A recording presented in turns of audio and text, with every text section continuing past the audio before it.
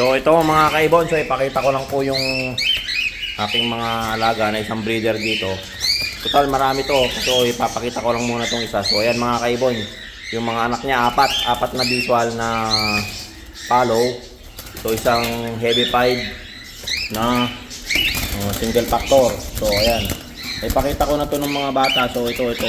Pakita ko lang to magkakapatid diyan na mga bata. Isa yan. Saka itong napakaganda na to mga kaibon. Single factor po to na heavy pied.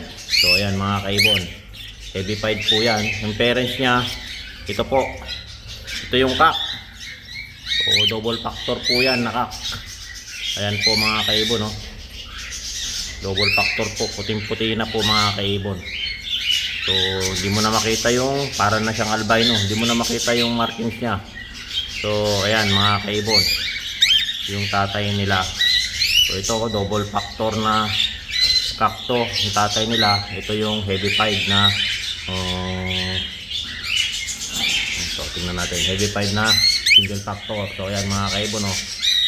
May scallop na yan, single factor nya mga kaibon. Saka ito yung mga kapatid. So ayan, no? Pinipakita yung likod nya eh. So ayan, no? Pakita ko muna yung likod niya mga kaibon. Ayan, mga scallop na siya na heavy pied. So ayan, pakita ko sa inyo. So heavy pied po yan. So ayan, magkakapatid po yung apat na yan. So ayan, ito yung tatay nila, double factor. Ayan, double factor po yan na follow heavy pied line. So ayan mga kaibon. Tapos ito yung nanay niya. So may anak na naman to mga kaibon, no? Ayan, no?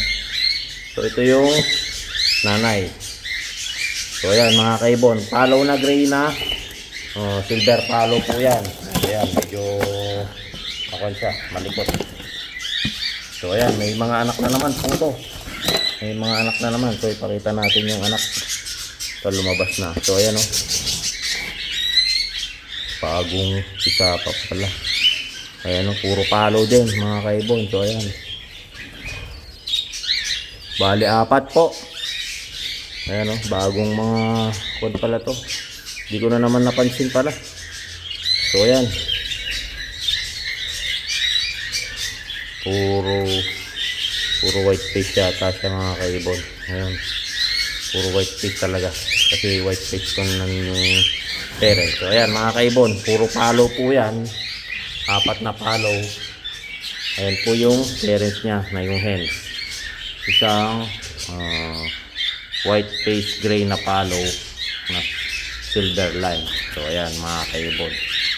So ayan po yung cock. So ayan yung mga anak. So may heavy pied po siyang nilabas na isa.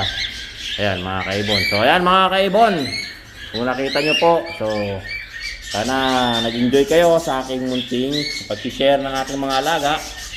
So ayan mga kaibon, maraming salamat.